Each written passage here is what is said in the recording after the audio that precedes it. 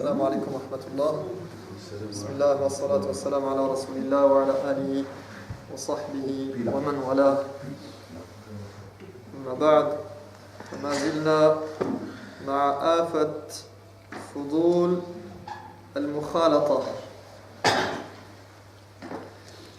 Nous sommes au cours 81 et on est toujours avec cette histoire de fudul, de choses superflues. On va attendre qu'il est terminé. Donc on est au cours 81 et on est toujours avec cette histoire de choses superflues et notamment la fréquentation superflue. La fréquentation qui est donc inutile, voire néfaste et peut-être également haram. On avait dit que الضابط النافع في أمر الخلطة أن يخالط الناس في الخير.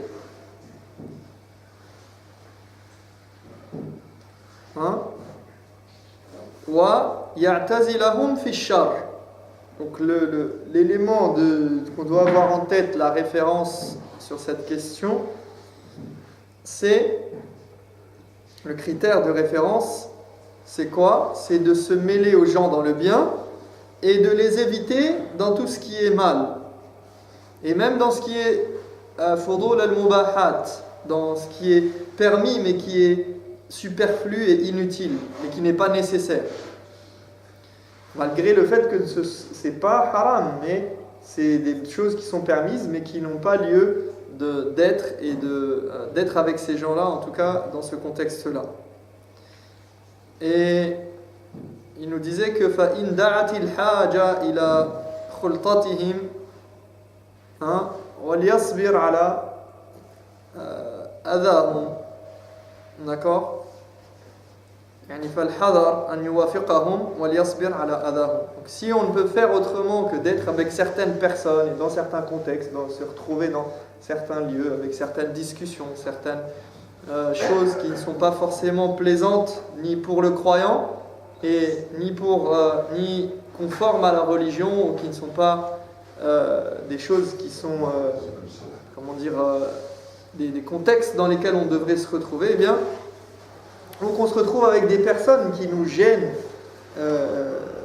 moralement, physiquement, spirituellement, eh bien il faut faire attention à, d'une part, ne pas aller dans leur sens et approuver ce qu'ils font, et d'autre part, il faudra patienter face à leurs préjudices.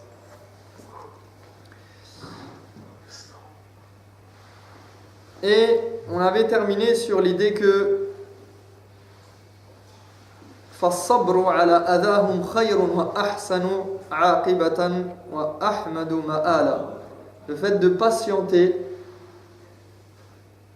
face aux préjudices, d'être avec les gens dans certaines circonstances, eh bien c'est meilleur et c'est plus louable et ça nous apporte beaucoup plus de récompenses.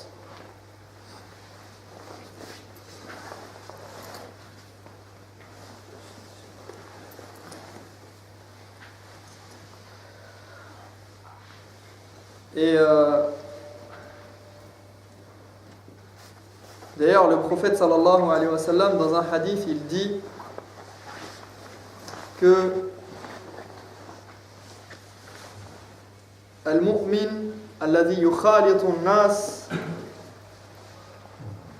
le croyant qui fréquente les gens et qui se mêle à eux, wa yasbir ala adahum, et qui patiente face à leurs préjudices, est meilleur que celui qui s'isole et fait bande à part. Il est préférable, il a plus de récompenses, celui qui fréquente les gens, qui reste avec les gens dans une certaine mesure, bien sûr, dans le cadre de ce qu'on explique ici, parce qu'il y a des gens, ils ont tendance à dire je ne fréquente personne et je ne vois jamais personne et je ne vais avec personne. Je fais bande à part, je suis tout le temps tout seul. D'accord? Et ça peut être pour une bonne raison, parfois, mais le prophète, alayhi salatu wassalam, il nous dit, le meilleur, c'est celui qui va fréquenter les gens, mais qui va avoir un rôle positif en fréquentant les gens et qui va patienter face à leurs préjudices et qui ne se laissera pas affecter et détourner de la voie droite, du droit chemin, en étant avec eux. Donc, qu'est-ce qu'il fait? Il fait l'amr bil ma'ruf wa nahy anil munkar, en étant avec les gens. Il ordonne le bien, il interdit le mal, il est un exemple parmi eux. Et quand on le voit, on veut être comme lui. Et il propage le bien en étant parmi les gens, par son adab, par ses bonnes manières, par ses bonnes valeurs. Lorsqu'il est présent, il a un poids et il a un rôle à jouer dans la société, il joue son rôle. Et il touche les gens par son comportement, par sa gentillesse, par ses bonnes valeurs, par le fait qu'il tient à des principes. Et bien, lui, il est meilleur que celui qui dit « Ah, moi, tout cela, j'ai pas besoin d'être avec eux, ils m'embêtent, hein, ça m'énerve d'être avec eux, ils m'apportent que du mal, ou peu importe. » D'autant plus que parfois, ça peut générer en lui de l'orgueil.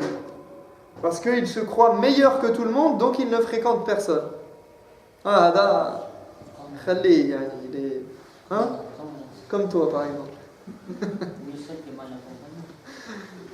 Donc, si tu laisses les gens parfois, tu peux faire un péché en t'isolant parce que tu te crois meilleur que les autres et tu dis ah moi je ne traîne pas avec lui, je ne parle pas avec lui, lui non, lui non, lui non, et tu sélectionnes et tu ne parles plus à personne parce que tu crois que tu es au-dessus des autres. طيب ماذا يقول؟ يقول وإن دعت الحاجة إلى خلطتهم في فضول المباحات. Maintenant il nous dit s'il ne peut faire autrement que de côtoyer certaines personnes, et il parle des gens dans le mal ou dans quelque chose en tout cas qui n'est pas plaisant par rapport à la religion et qui ne plaît pas à Dieu, et qui est fudul al-mubahat, qui est les choses qui sont permises, mais le trop-plein et le superflu dans la permission. Il nous dit, qu'est-ce qu'il doit faire? Il se trouve dans un environnement avec certaines personnes, dans ce contexte-là, il dit فَلْيَجْتَهِدْ أَنْ يَقْلِبَ ذَلِكَ الْمَجْلِسَ طَاعَةً لِلَّهِ إِنْ أَمْكَنَهُ وَيُشَجِّعَ نَفْسَهُ وَيُقَوِّيَ قَلْبَهُ وَلَا يَلْتَفِتْ إِلَى الْوَارِدِ الشَّيْطَانِ الْقَاطِعِ لَهُ عَنْ ذَلِكَ يعني الوساوس الشيطانية أو الشيطان الذي يأتي ويقول لا تفعل أنت مرائي وأنت تفعل هذا كبرا يعني تشجعهم على الخير وتعرض نفسك وكذا وكذا ألا تستحي يعني أنت خير منهم يعني هذا الوارد الشيطاني بأن هذا فيقول ولا يلتفت إلى الوارد الشيطاني القاطع له عن ذلك بأن هذا رياء ومحبة لإظهار علمك وحالك ونحو ذلك فليحاربه وليستعن بالله ويؤثر فيه من الخير ما أمكنه. Donc ça c'est important, hein, c'est une chose à avoir en tête quand on fréquente les gens. Là il nous dit quand on fréquente les gens dans ce qui est permis mais qui est au-delà. Par exemple, on est invité à un repas de famille ou bien un repas et vous savez bien que parfois les choses c'est permis, il n'y a pas de problème, on est dans un contexte où c'est permis d'être ensemble avec ces gens-là, mais ça traîne en longueur. Donc là on rentre dans le fudul, on n'est plus dans ce qui est nécessaire et juste la bienséance du début et du repas. On commence à traîner en longueur, ça commence et vous savez bien quand une réunion ou bien un repas ou peu importe, il dure plus que ce qui est nécessaire, eh bien on commence à épuiser les sujets de conversation, on commence à parler de choses mauvaises, à faire des blagues sur des choses qui ne sont pas forcément bonnes, etc. Parce qu'on a commencé à se laisser aller, on se laisse aller au fil du temps. Et donc, il nous dit que cette personne-là qui est dans ce contexte-là, et d'ailleurs c'est même valable dans d'autres contextes, qu'il s'efforce de transformer l'assise en adoration d'Allah subhanahu wa ta'ala, autant que possible, et qu'il encourage sa propre personne à le faire, et qu'il raffermisse son intention et son cœur, et qu'il ne prête pas attention aux insufflements du diable qui lui suggèrent de laisser tomber en disant qu'il le fait par ostentation. C'est-à-dire, ne laisse pas le diable venir te susurrer à l'oreille que c'est de l'ostentation. Ah, tu veux montrer que tu es meilleur que les autres. Ah, tu veux montrer que tu connais la religion, que tu es pieux. Parce que quand tu es dans un environnement et tu veux rappeler les gens à l'ordre, eh bien, Shaitan, il va te dire, ah non, tu vas pas te montrer comme ça. Et ils vont commencer à dire que, ah, celui-là, pourquoi il se croit, qu'est-ce qu'il croit et tout. Donc, fais que ton intention soit de faire le bien, d'être de bons conseils. Tansah fi niyya. لابد أن تكون النية أن تنصح الآخرين أن تأخذ بأيديهم إلى الخير أن تنقذهم من الشر ومن العذاب, de les sauver du mal dans lequel ils ont mis les pieds, ils se sont empêtrés, ils sont tombés, d'augmenter la umma, la communauté de Muhammad sallallahu alayhi wa sallam, de la renforcer et d'augmenter le nombre de pieux sur terre et d'adoration d'Allah subhanahu wa ta'ala. يعني بهذا الفعل أنت تزيد في الأمة رجالا مؤمنين وأتقياء وأولياء ومن العبادات على وجه الأرض. Parce que ceci, ça fait descendre la bénédiction d'Allah subhanahu wa ta'ala sur terre. Parce que la bénédiction, elle dépend des gens qui obéissent ou non à Allah. Car lorsqu'il n'y aura plus personne pour obéir à Allah, c'est là que l'heure du jugement surviendra. كما قال النبي عليه الصلاة والسلام لا تقوم الساعة حتى لا يقال في الأرض Allah, Allah. Comme l'a dit le prophète sallallahu alayhi wa sallam, il dit que le jour du jugement ne surviendra que sur les pires des gens, shirar al-khalq, et jusqu'à ce que il ne viendra pas tant que sur terre on n'arrivera pas à une situation où les gens ils diront Allah, Allah sans savoir en fait c'est quoi. Ils ont entendu dire Allah, ils répètent Allah sans savoir ce que ça veut dire. Donc, il dit ici, ne prête pas attention quand tu vas essayer de changer cet environnement-là dans lequel tu es en bien. Shaitan, il va venir. Il te dit, ne prête pas attention à Shaitan qui te dit de laisser tomber parce que tu le fais par ostentation ou pour faire étalage de ta science et de ta situation, etc. Il dit qu'il combatte ses pensées, qu'il mette sa confiance en Dieu et qu'il fasse de son mieux pour les influencer en bien. فَإِنْ أَعْجَزَتْهُ الْمَقَادِيرُ عَنْ ذَلِكَ فَلْيَسُلَّ قَلْبَهُ مِنْ بَيْنِهِمْ كَسَلِّ الشَّعْرَةِ مِنَ الْعَجِينِ. Il dit si pour une raison ou une autre il est dans l'impossibilité de le faire. Regardez, ça c'est un conseil en or. Il dit s'il est dans cet environnement-là où il ne peut pas changer les choses, Allah ghalib, il est dans ce cas-là, il ne peut rien faire. Il a les gens, il sait qu'on ne va pas l'écouter, il y a un débat, c'est parti dans un débat sans fin pour rien du tout, c'est en train de se bagarrer, ou ça part dans des choses qui lui déplaisent, mais lui il ne peut pas partir, il est coincé là et il ne peut rien faire, il ne peut pas changer les choses. Ibrahim, qu'est-ce qu'il fait? Il dit, il est dans l'impossibilité de le faire, qu'est-ce qu'il fait? Qu'il se mette dans sa bulle et qu'il extrait son cœur de leur assise, son esprit. Il se met dans un cocon et il disparaît. Littéralement, il disparaît de eux. Je ne suis plus avec vous. Vous me voyez là, mais je ne suis pas là. Même quand je suis là, je ne suis pas là. Il dit وَلْيَكُنْ فِيهِمْ حَاضِرًا غَائِبًا قَرِيبًا بَعِيدًا نَائِمًا يَقْظَانًا. Pas na'iman. Hein? Ne t'arrête pas juste sur le mot qui t'intéresse. يعني حاضرا جسدا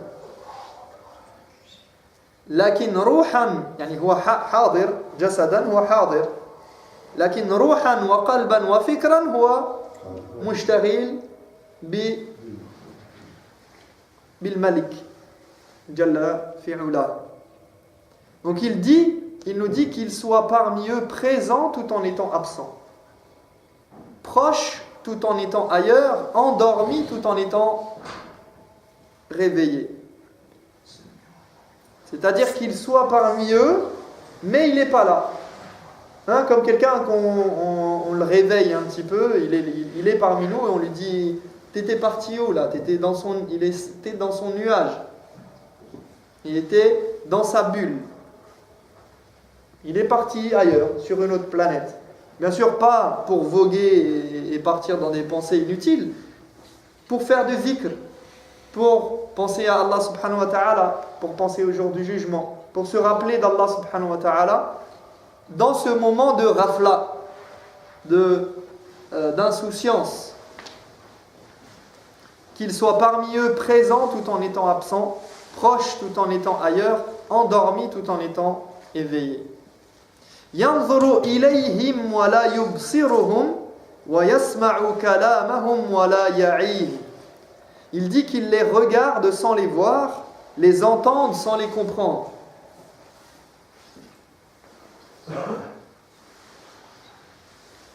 Il les regarde, il voit ce qui se passe, il regarde, il est là, mais il ne voit pas vraiment ce qui se passe. Il les entend, il entend comme ça parler, il sait qu'il y a des gens qui parlent, mais ça ne l'intéresse pas, il n'est plus avec eux. Il ne les comprend pas, il ne comprend pas ce qui se dit. Comme s'il parlait une langue étrangère. Parce qu'il doit être al-gharib parmi eux, min al-ghuraba. Hein? Bada al-islam ghariban. L'islam a commencé étrange par rapport au contexte, hors du commun, quelque chose qui sort du lot. Et il redeviendra, donc il va redevenir à une époque, très vite il est redevenu gharib. Hein, quand on est musulman, on est gharib, on est hors du commun, on est hors du lot, on sort du courant, on est à contre-courant. Tout le monde va dans un sens, nous on va dans l'autre.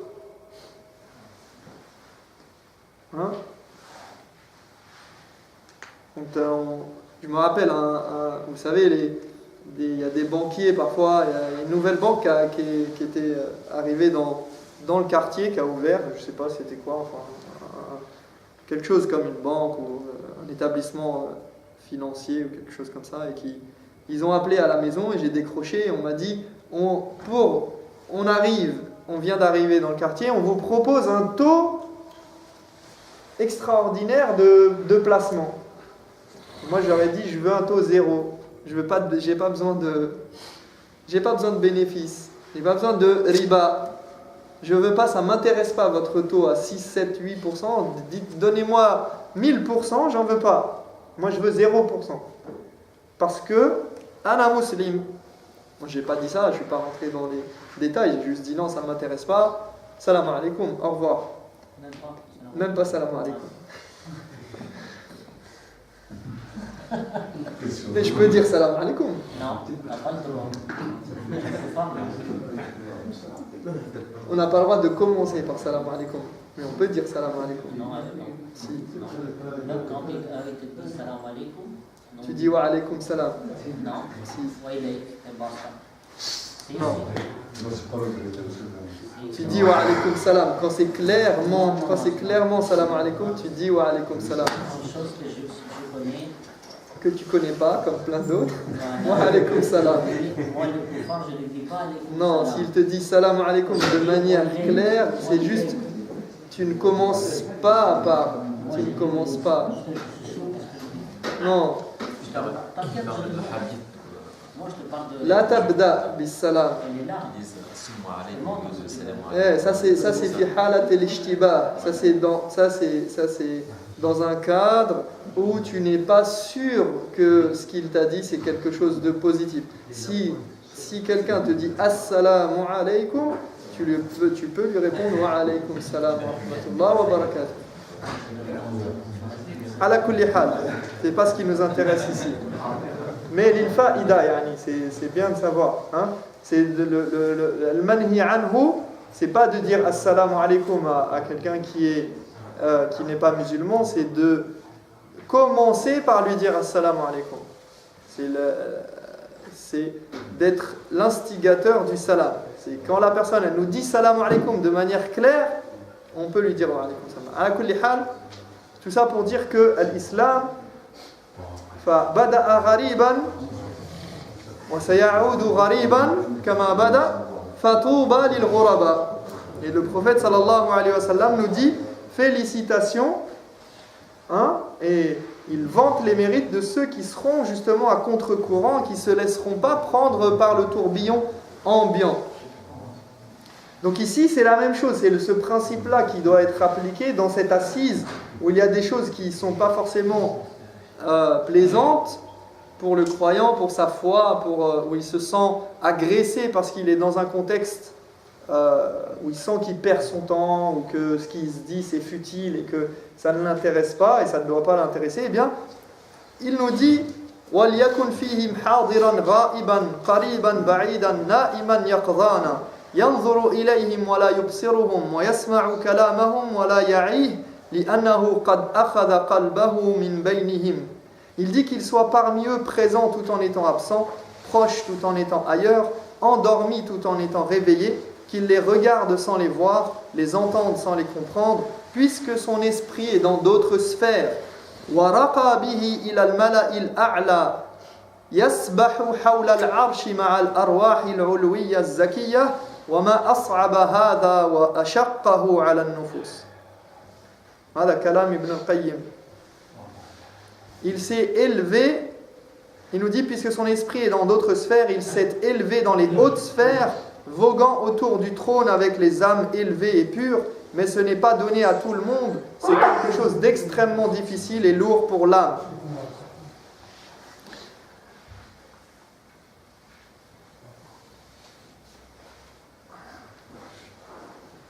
Je vais juste terminer ce petit passage, on s'arrêtera là. Pourquoi il dit ça? Parce que car les gens sont affectés par leur environnement. Et de sortir de cet environnement et de se mettre dans une bulle, ce n'est pas toujours évident.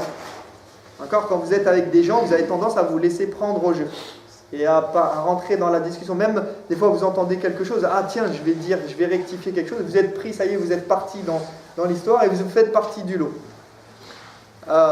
Et parfois, la personne, c'est quelqu'un de bien, d'appliquer dans sa religion, mais dès lors qu'elle se trouve dans certains environnements, eh bien, elle change. Et il nous dit وَإِنَّهُ لَيَسِيرٌ عَلَى مَنْ يَسَّرَهُ اللَّهُ عَلَيْهِ. Il dit, mais c'est une chose aisée pour qui Dieu l'a rendu aisée. Quand est-ce que cela devient facile? Lorsque la personne s'appuie sur le soutien d'Allah subhanahu wa ta'ala, qu'elle lui demande de l'aider, car rien n'est difficile pour Allah subhanahu wa ta'ala. Celui qui a sauvé Ibrahim alayhi salam du feu et Yunus du ventre de la baleine, ne peut-il pas occuper ton cœur à son rappel et aux bonnes choses, même en présence des pires personnes? Est-ce que Allah subhanahu wa ta'ala il n'est pas capable de t'extraire de cet environnement qui est malsain pour toi? فبين العبد وبينه أن يصدق الله تبارك وتعالى ويديم اللجأ إليه ويلقي نفسه على بابه طريحا ذليلا ولا يعين على هذا إلا محبة صادقة والذكر الدائم بالقلب واللسان وتجنب المفسدات.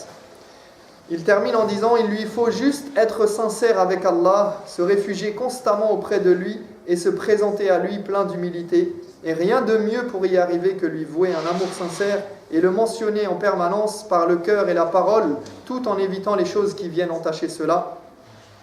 Et c'est ça la baraka du dhikr, d'être préservé par celui dont la mention est faite. Celui qui fait le dhikr de manière permanente et qui est avec Allah subhanahu wa ta'ala, eh bien Allah est avec lui, il le préservera de ces situations. Il se retrouve dans des environnements qui sont mauvais et néfastes pour lui.